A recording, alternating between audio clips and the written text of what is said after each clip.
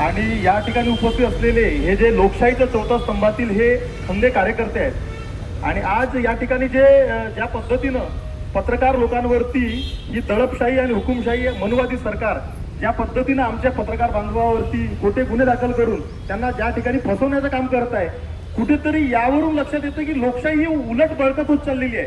कारण लोकशाही बळकट करण्यासाठी हे पत्रकार लोक पुढे आलेले आहेत, परंतु जे सत्तेमध्ये जे लोक त्या ठिकाणी आलेले आहेत ते लोक त्या ठिकाणी फक्त न फक्त चुकीच्या पद्धतीनं त्या ठिकाणी येऊन एक प्रकारे जातीवाद पसरवून राहिलेले आहेत, एक प्रकारे लोकांमध्ये जातीमध्ये भेद निर्माण करून राहिलेले आहेत. परंतु पत्रकार लोक हे लोक ग्राउंड लेवलवरती राहून ज्या पद्धतीनं वास्तविकता दाखवतात, खरी सत्य परिस्थिती दाखवतात आणि विशेष म्हणजे हे जे पत्रकार आहे हे लोकशाहीचा चौथा स्तंभ मानलं जातं आणि आज चौथ्या स्तंभाला कुठेतरी गालबोट लावण्याचं काम या ठिकाणी ही मनुवादी सरकार आणि गोदी मीडिया करत आहे. ज्यामुळे आज नागपुरातच नाही तर वेगवेगळ्या जिल्ह्यात, वेगवेगळ्या शहरात, भारतात ज्या पद्धतीनं पत्रकार लोकांवरती कुठे हमले होते, कुठे त्यांच्यावरती गोळ्या चालतात, कुठे त्यांना धमकावले जाते, एखाद्या पत्रकाराने एखाद्या भ्रष्ट अधिकाऱ्याविरोधात लिहिलं किंवा भ्रष्ट राजकारण्याविरोधात लिहिलं तर त्याच्यावरती खोटे गुन्हे दाखल केले जाते, त्यांच्या घरी गुन्हे पाठवले जातात आणि अशा प्रकारे कुठेतरी लोकशाहीला बळकट करणारा हा जो चौथा स्तंभ आहे, लोकशाहीचा जो चौथा स्तंभ आहे मीडिया, त्याला घाबरवून कुठेतरी सत्य परिस्थिती लपवण्याची ही स्थिती आज या ठिकाणी दिसत आहे.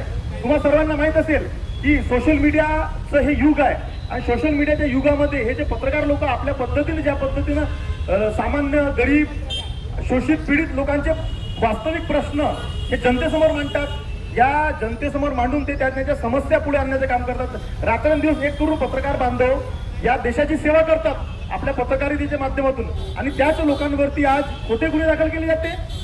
काल परवाची गोष्ट आहे, छत्रपती संभाजीनगरमध्ये दरेकर नावाचा जो पत्रकार आहे तो खूप छान पत्रकारिता करतो छत्रपती संभाजीनगरमध्ये.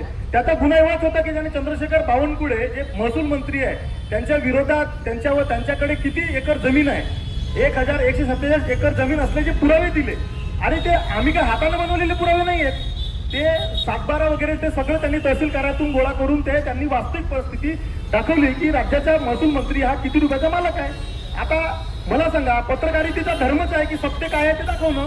आता त्यांनी सत्यता दाखवली म्हणून त्याच्यावरती नोटीस पाठवून देणं एसपी मार्फत, त्याच्यावर खोटे गुन्हे दाखल करणं म्हणजे कुठेतरी पत्रकारितेचाही गळा दाबण्याचा, त्यांचे तोंड दाबण्याचं काम हे असे राजकारणी लोक करतात. चंद्रशेखर बावनकुळेला शोभत नाही. जर तो खरंच एवढा चांगला महसूल मंत्री आहे, कर्तव्यदक्ष राजकारणी आहे, तर त्याने त्याचा खुलासा द्यायला पाहिजे होता. खुलासा द्या म्हणजे आम्ही खरं बोलतो तर तुम्ही सुद्धा खरं बोला ना, परंतु तुमच्यात बोलण्याची ताकदच नाही. कुठेतरी तुम्ही चोर आहात, कुठेतरी तुम्ही भ्रष्टाचारी आहात म्हणून तुम्ही त्याचा आवाज दाबण्यासाठी त्या पत्रकारावरती कुठे ना खोटे गुन्हे दाखल केले.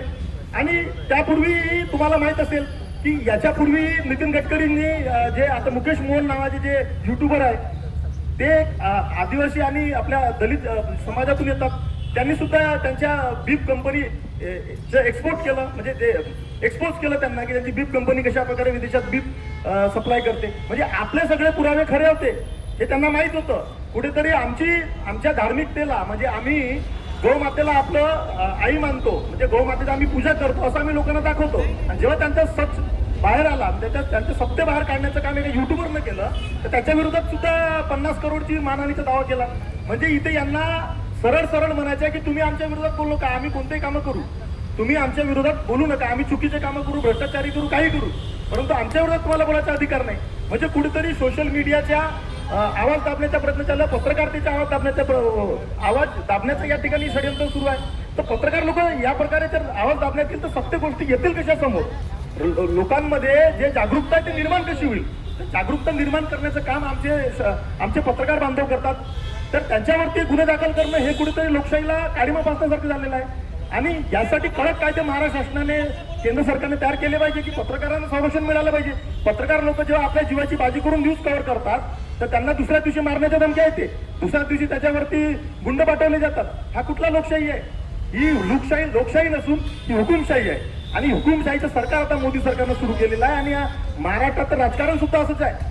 कर्तव्यदक्ष गृहमंत्री स्वतः म्हणतो की मी एवढा चांगला गृहमंत्री आहे या राज्याचा, देवेंद्र फडणवीस, मग त्याच्याच जिल्ह्यामध्ये आज पत्रकारांचे संरक्षण कोण करणार?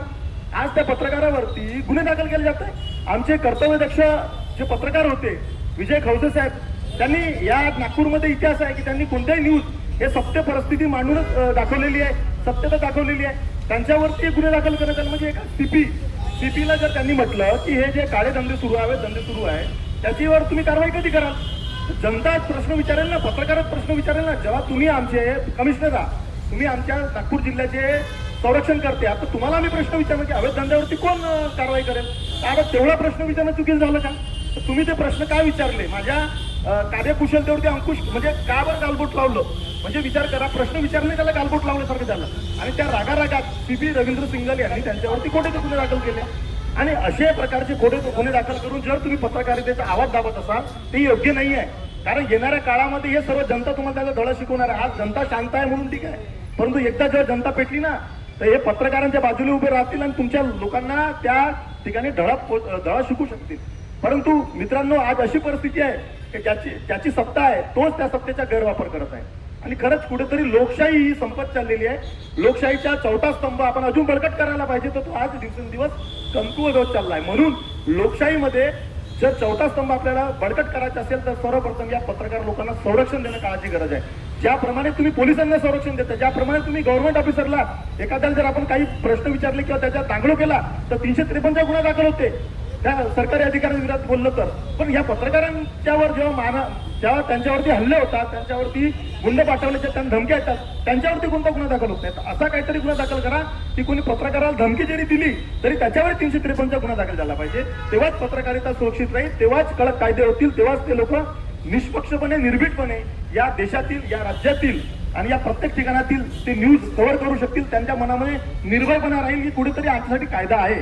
आज खरंच पत्रकारितेसाठी कुठलाही कायदा नाहीये त्यांच्या संरक्षणासाठी, म्हणून या प्रकारची परिस्थिती निर्माण झालेली आहे. आज आमच्या सर्व आंबेडकरी संघटना या ठिकाणी उपस्थित आहेत. आम्ही भीम आर्मी तर्फे सुद्धा या ठिकाणी आलेलो आहोत. आणि आमचे चंद्रशेखर आझाद यांनी सुद्धा म्हटलेलं आहे की जेही इन्फ्लुएन्सर आहे, जेही पत्रकार आहे, ज्यांच्यावरती अशा प्रकारच्या गोष्टी होऊन राहिल्या, त्यांच्यावरती हल्ले होऊन राहिले, त्यांच्यावरती खोटे गुन्हे दाखल होत आहेत, त्यांच्या विरोधात त्यांच्यावर जे गुन्हे होत आहेत त्यांच्या सपोर्टिंगला आज भीम आर्मी आहे. चंद्रशेखर आझाद 100% हा प्रश्न त्या संसदेमध्ये उचलणार आहे की पत्रकारांना सुद्धा त्यांच्या संरक्षणासाठी कायदे त्या ठिकाणी लोकसभेत झाले पाहिजे, केंद्र सरकारकडून झाले पाहिजे. तेव्हा कुठे आम्हाला आणि आमच्या पत्रकारितेला सन्मान मिळेल, तेव्हा कुठे आमची पत्रकारिता या ठिकाणी आपल्याला निर्भीडपणे आणि निष्पक्षपणे करता येईल. तर एवढेच बोलून मी शब्द संपवितो. येत्या काळामध्ये सर्वांनी या पत्रकार बांधवांना सपोर्ट करा आणि पुढे चालून हे पत्रकार टिकले तर लोकशाही टिकेल आणि लोकशाही टिकली तर आपला विकास होईल. धन्यवाद. जय हिंद.